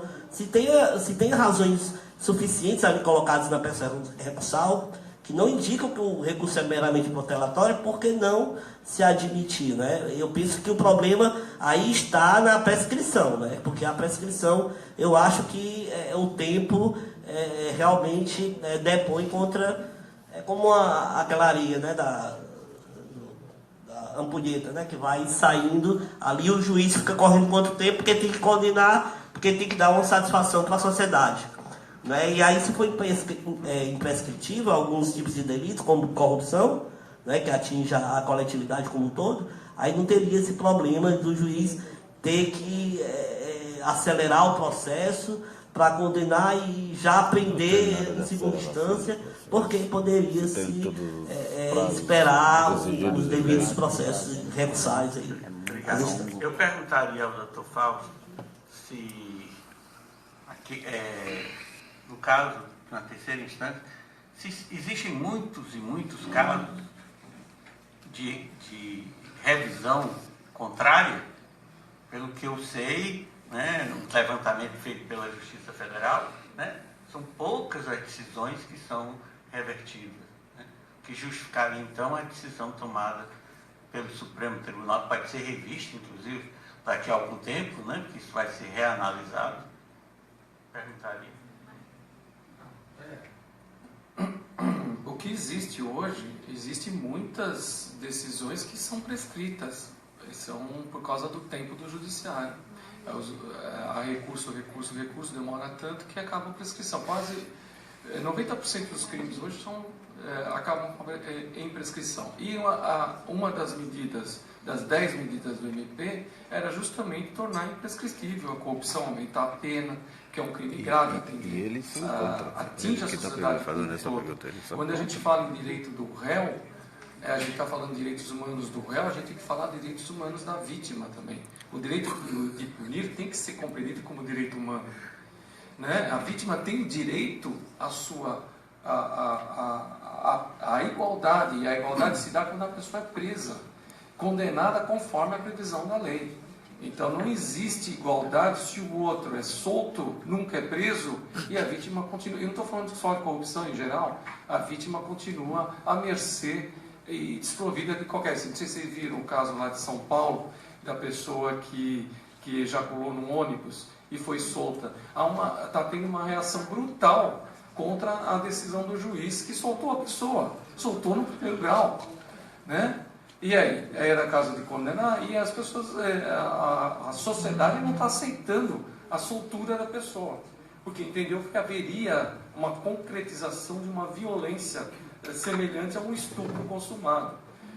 Você vê como tudo isso não é tão simples assim. Não, é complicado. E outra coisa, a vítima não é necessariamente uma pessoa, pode ser a sociedade.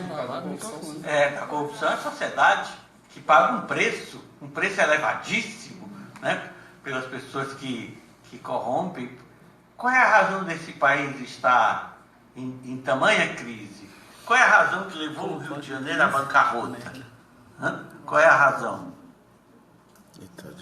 A corrupção, hein? Alguém mais quer fazer uma? Por favor, até ali. Quando não gosta do microfone. Boa noite, eu não gosto muito de falar não. Mas é o seguinte, em se falando de impunidade, né? Eu tenho como, por exemplo, eu citar aqui um exemplo que aconteceu comigo. Se não fosse comigo, eu nem ia nem contar para não perder tempo. Em 2007, eu recebi lá na minha residência uma carta de uma cobrança, né? De um banco que me cobrava umas parcelas. Aliás, eu recebi, foi uma notificação judicial de um banco Bradesco que me notificava por eu não ter pago uma conta de um carro, né? Eu digo, poxa, eu nunca comprei nada fiado, agora que história é essa? Aí eu fui lá no banco que me explicasse o que era aquilo, né? Aí eu disse, olha, eu nunca comprei nada fiado, eu não tenho conta em banco, nunca. O que é isso aqui? Como que me explica, né? Daí então, desculpe, vamos resolver isso. Fui lá onde estava o escritório jurídico do qual estava me notificando, né? Expliquei o caso, entendeu? Tudo bem, vamos retirar a desculpa e tal. Continuou vindo cobrança e mais cobrança. Porque eu achava que estava resolvido o caso. Não sabia como agir, porque nunca tinha acontecido nada contra mim, nenhum tipo de situação dessa, né? Eu fui lá na polícia, registrei o BO do que estava acontecendo, entendeu? E realmente o policial disse que não precisava verificar, enfim, afinal de contas. Passou desde 2007 até hoje, ainda estão me cobrando IPTU, conta ativa da União, um monte de coisa que eu estou super endividado com coisas que eu nunca fiz na minha vida. Procurei a Defensoria Pública, expliquei o caso, até hoje nada foi resolvido, já está com 10 anos. Quer dizer, uma pessoa, um cidadão, entendeu, que não tem nada, passa por isso. E um bandido que faz rouba e acaba sendo solto. E, enfim, eu acho que é aí que está a minha indignação, entendeu? Eu acho que eu vou recorrer aos direitos internacionais. Porque isso é uma coisa que não se resolve aqui no estado do Ceará, né? Eu já estou procurando a Corte Internacional Americana, porque a situação realmente está difícil da gente resolver. Eu queria que o senhor me explicasse como é que eu posso fazer para me sair de uma situação dessa, para que todos saiam tão simples e um cidadão não consegue sair de uma rascada dessa. Pronto. É sério. É difícil. 10 anos e até hoje. Valendo o prêmio Nobel. Eu não sei. Em 5 minutos explicar. E é um carro. Saber se alguém não usou seu nome. Com certeza foi é exatamente isso que aconteceu, mas eu ainda não tem que provar. Nada foi resolvido. Eu acho que provavelmente foi uma troca de nome, né? Há casos incríveis de pessoas, e eu acompanhei um caso, uma pessoa que foi 25 anos preso por troca de nome. 25 anos. Eu me lembro que eu estava visitando a Casa de Detenção de São Paulo, que o filme imortalizou com outro nome, Carandiru, porque Carandiru não é a Casa de Detenção de São Paulo, Carandiru era o complexo penitenciário que compreendia a Casa de Detenção de São Paulo, a penitenciária masculina, a penitenciária feminina e o Centro de Observação Criminológica. Pois bem, eu estava visitando, na companhia do diretor, quando de repente eu vi um preso chorando copiosamente. procurei saber do que se tratava e ele estava chorando que acabara de saber que havia cumprido 1 ano a mais da sua prisão por uma questão de homônimo. 1 ano a mais. E em São Paulo isso é muito comum, né? A identificação não se faz pelo nome, faz pelo nome do pai, pelo nome da mãe. E às vezes até isso coincide. Então é muito comum isso acontecer. Quem mais quer formular uma pergunta? Daniela ainda quer se manifestar? Já é 9h15, doutor.